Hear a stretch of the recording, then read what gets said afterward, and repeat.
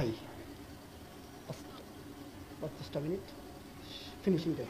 ইবনে মাজার 42 নম্বর হাদিস, আল্লাহর নবী সাল্লাল্লাহু আলাইহি ওয়াসাল্লাম বলছেন, ফালাইকুম বিসুন্নতি ওয়াস সুন্নাতুল খুলাফায়ে রাশিদিন আল মাহদিয়িন আযু আলাইহি বিন নাওয়াজিদ। সাহাবীরা তোমরা শোনো, তোমরা আমার মৃত্যুর পরে অনেক ইখতিলাফ দেখতে পাবে, তখন তোমাদের উপরে আবশ্যক হলো আমার সুন্নাতকে এবং আমার খোলাফায়ে রাশিদিনের সুন্নাতকে মারির দাঁত দিয়ে কামড়ে শক্ত করে ধরে থাকবা। আল্লাহ নবী সাল্লাল্লাহু আলাইহি ওয়াসাল্লাম বলছেন, তোমরা আমার সুন্নাত এবং আমার খোলাফায়ে রাশিদিনের সুন্নাতকে তোমরা মারির দাঁত দিয়ে কামড়ে শক্ত করে ধরে থাকবা। এই হাদিস প্রমাণ করছে, যদি রাসূল সাল্লাল্লাহু আলাইহি ওয়াসাল্লামের সুন্নাত থাকে তাহলে রাসূল সাল্লাল্লাহু আলাইহি ওয়াসাল্লামের সুন্নাতকে মানতে হবে, যদি রাসূলের সুন্নাত না থাকে তখন আবু বকর ওসমান আলীকে মানতে হবে। রাসূল সাল্লাল্লাহু আলাইহি ওয়াসাল্লামের সুন্নাত যদি স্পষ্ট থাকে তাহলে আবু বকর সিদ্দিক রাদিয়াল্লাহু তাআলা আনহু তার সুন্নাত গ্রহণ করা যাবে না। যদি রাসূলের সুন্নাত স্পষ্ট থাকে তাহলে ওমর রাদিয়াল্লাহু তাআলা আনহু তার সুন্নাত গ্রহণ করা যাবে না।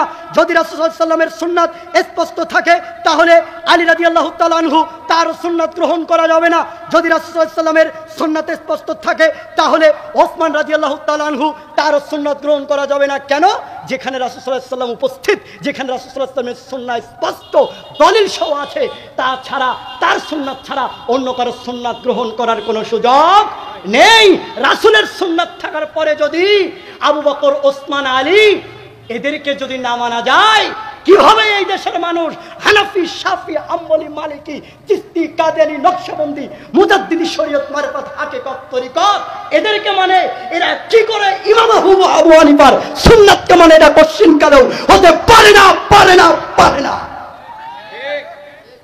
বলতে পারেন, হুজুর গাইবান্ধা থেকে এসেছেন আপনি, আজকে ইমাম আবু হানিফা যাকে আমার মাথার তাজ মনে করি, যেই মাথার তাজের ইমাম আবু হানিফার একটা সুন্নাতের কথা আপনি বলে যাবেন, যে ইমাম আবু হানিফা রাহিমাহুল্লাহ যেটা তিনি বারণ করে গেছেন, যেটা তিনি নিষেধ করে গেছেন, তার ওই নিষিদ্ধের বিরুদ্ধে, তার ওই বারণের বিরুদ্ধে রাসূলের হাদিস রয়েছে।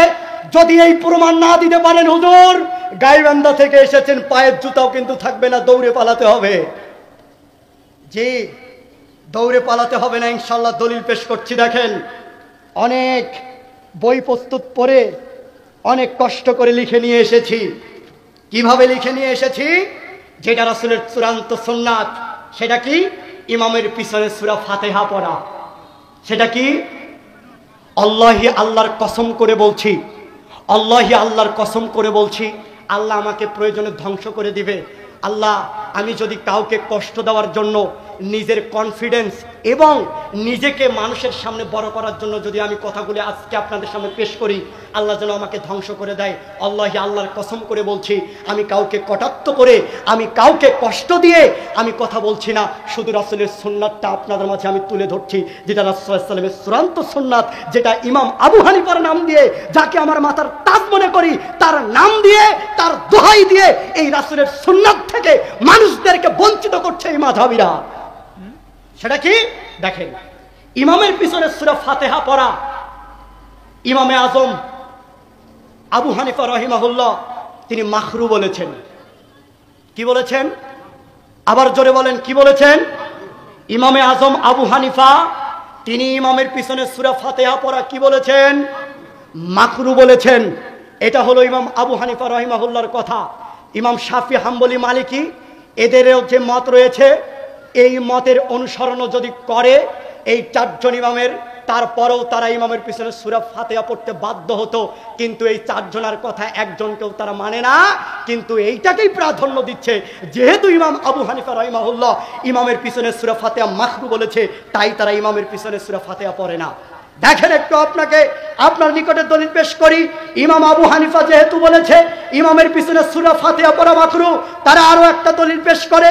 ইবনে মাজার 850 নম্বর হাদিস দিয়ে জাবির বিন আব্দুল্লাহ রাদিয়াল্লাহু তাআলা হতে বর্ণিত, তিনি বলেন রাসূল সাল্লাল্লাহু আলাইহি ওয়াসাল্লাম বলেছেন, মান কানা লাহু ইমামুন ফা ইন্না কিরাআতাল ইমামি লাহু কিরাআতুন।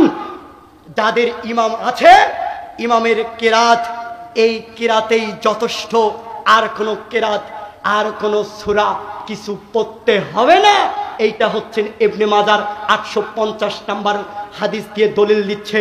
আমাদের প্রিয় দিনী ভাই, তারা হচ্ছেন মাঝহাবি ভাই, যারা ইমাম আবু হানিফাকে মানেন। অথচ এই হাদিস যদি আপনারা তারকিব তাহকিক করতে যান, এই হাদিসটির মধ্যে অনেক ত্রুটি রয়েছে। কি ত্রুটি দেখেন, আমি আপনার মাঝে পেশ করছি। এই হাদিসটি আপনার ইবনে মাজার